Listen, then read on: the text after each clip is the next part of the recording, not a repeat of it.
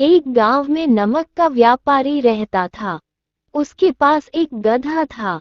व्यापारी रोज अपने गोदाम से दुकान तक नमक ले जाने के लिए गधे का इस्तेमाल किया करता था।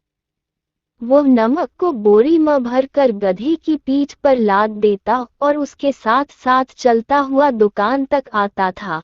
व्यापारी का गधा आलसी प्रवृत्ति का था। काम से बचने के लिए वो नित नए उपाय सोचता रहता था।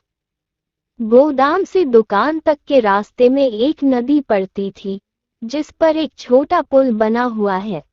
एक दिन नदी पर बने पुल पर चलते समय अचानक गधे का पैर फिसला और वह नदी में जा गिरा। नदी के पानी से नमक की बोरी भीग गई। जब तक व्यापारी ने गधे को पानी से निकाला, तब तक बोरी में भरा बहुत सारा नमक घुल चुका था। गधा जब चलने लगा, तो उसे बोरी का भार बहुत कम महसूस हुआ और वह खुश हो गया। उसने सोचा कि अपने ऊपर लदा बोझ हल्का करने का ये बहुत बढ़िया तरीका है। अगले दिन वह जानबूझकर नदी में गिर पड़ा। नमक पानी में घुल जाने से बोरी का वजन फिर कम हो गया। उसके बाद से वो हर रोज ऐसा ही करने लगा। रोज रोज गधे की ये हरकत देखकर व्यापारी उसकी चालाकी समझ गया। उसने गधे को सबक सिखाने का फैसला कर लिया और अगले दिन बोरी में नमक के स्थान पर रुई भरकर गधे की पीठ पर लाद दिया।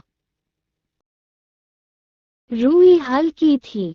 इसके बाद भी आलसीधे ने सोचा कि क्यों न रोज की तरह नदी के पानी में गिरकर इस वजन को और कम कर लिया जाए। इसलिए वह जानबूझकर नदी में गिर पड़ा। लेकिन इस बार बोरी में नमक नहीं बल्कि रुई थी। पानी में भीगकर रुई का वजन कई गुना बढ़ गया। गधा जब उठकर चलने को हुआ, तो इतने भारी बोझ से उसका बुरा हाल हो गया। उस दिन के बाद से उसने कभी आलस न करने का निर्णय किया। सीख 1। आलस का फल कभी न कभी मिल ही जाता है। 2।